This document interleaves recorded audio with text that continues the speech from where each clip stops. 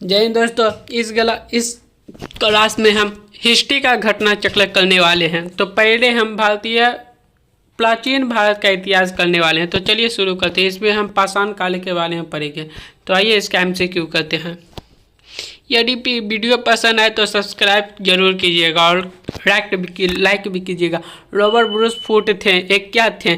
तो एक वो इतिहासकार थे, या आप बोल सकते हैं पुरातात्विक भी बोल सकते हैं, भूगोल वैज्ञानिक भी बोल सकते हैं। आइए नेक्स्ट देखते हैं।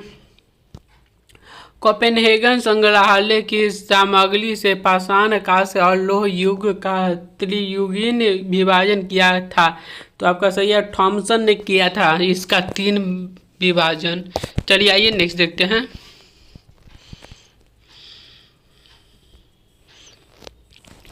भारतीय इतिहास के संदर्भ में अलेक्जेंडर ली, एच रॉनहेस्ट, रॉबर्ट स्नेर, जेम्स वेरिएट और वॉल्टर इलियट किस गतिविधि से जुड़े थे? तो आपका सही आंसर है पुरातात्विक उत्खनन से।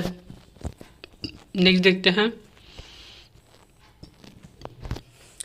उत्खनित प्रमाणों के अनुसार पशुपालन का प्रारंभ हुआ था। तो कब से हुआ था दोस्तों? तो मध्य पाषाण काल से हुआ था।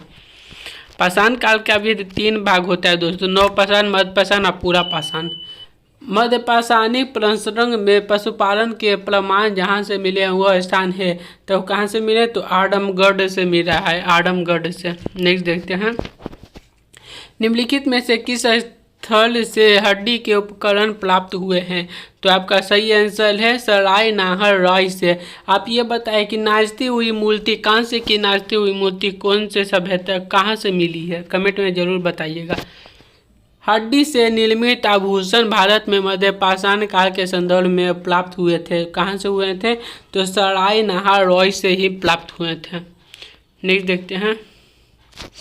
निम्नलिखित मध्य पाषाणिक स्थलों को भौगोलिक दृष्टि से पश्चिमी से पूर्व के क्रम में सजाइए। पश्चिम से पूर्व में सजाना है आपको दोस्तों।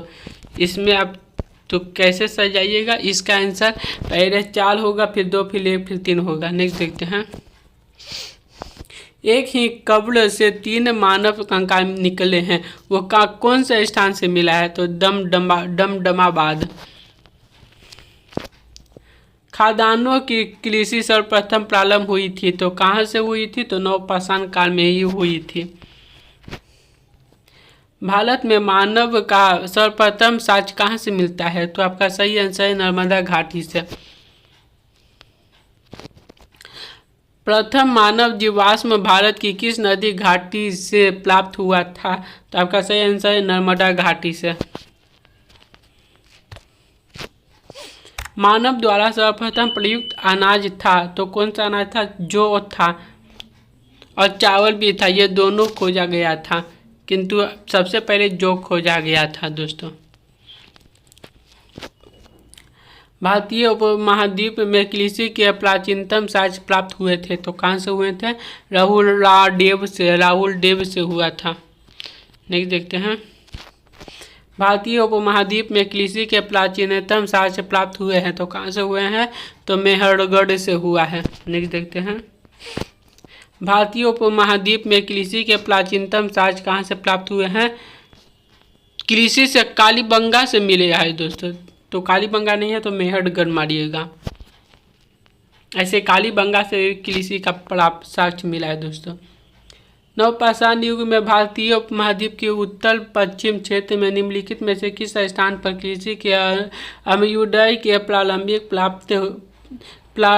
प्रमाण प्राप्त हुए हैं? तो सही आंसर है मेहरगढ़। नेक्स्ट देखते हैं। भारत में पशुपालन एवं कृषि के प्राचीनतम साक्ष्य प्राप्त हुए हैं। तो कहाँ से हुए हैं? मेहरगढ़ से हुए हैं। इसे रीजनिंग का क्वेश्चन कहते हैं दोस्तों। नहीं दोस्तों, रीजनिंग का क्वेश्चन नहीं है। उत्तर प्रश्न के सांस्कृतिक विरासत के संदर्भ में निम्नलिखित कथनों पर विचार कीजिए। पहला है, इस प्रदेश के अनेक उत्खनन पुरास्थलों से वैश्विक संदर्भ में कृषि के प्राचीनतम प्रमाण प्राप्त हुए हैं। यह सही है दोस्तों। दूसरा देखिएगा, प्राचीनतम प्रमाण कृषि अन्य जौ और धान मिले, ये भी सही है दोस्तों। दोनों सही हो जाएगा, ए और दो दोनों सही है। देखते हैं। उस स्थान का नाम बताइए जहाँ से प्राचीनतम स्थायी जीवन के प्रमाण मिले हैं। तो सही आंसर है मेहरगढ़। निम्नलिखित में से किन स्थानों से मध्य पाषाण काल में पशुपालन के प्रमाण मिले हैं। तो सही आंसर है बागोल। यदि आपको फाउंडेशन क्लास करना होगा तो कमेंट कीजिएगा, फ्री में हम आपको फाउंडेशन क्लास भी करवा सकते हैं। निम्नलिखित में से किसको वाल्कोलिथिक युग भी कहा जाता है। वाल्कोलिथिक युग किसे कहते हैं। तो ताम्र पाषाण काल को। नेक्स्ट देखते हैं। आहड़ सभ्यता के बारे में निम्नलिखित कथनों पर विचार कीजिए। पहला है आहड़वासी तांबा गलाना जानते थे। सही है। यह लोग चावल से परिचित नहीं थे। गलत है दोस्तों, चावल से परिचित थे। धातु का काम आहड़वासियों की अर्थव्यवस्था का एक साधन था। ये भी सही है दोस्तों। चौथा है यहाँ से काले लाल रंग के मृदबान मिले हैं जिन पर सामान्यतः सफ़ेद रंग से ज्यामितीय आकृतियाँ उल्लिखित की गई है। ये भी सही है दोस्तों। एक तीन चार सही है, दो छोड़ को सब सही है। सही आंसर है ए। नेक्स्ट देखते हैं। बोल रहा है निम्न में से किस एक पुलास्थल से पाषाण संस्कृति से लेकर हड़प्पा सभ्यता तक के संस्कृति अवशेष प्राप्त हुए हैं। तो सही आंसर है मेहरगढ़। नवडाटोली का उत्खनन किसने किया था। तो सही आंसर है HD सांकलिया ने।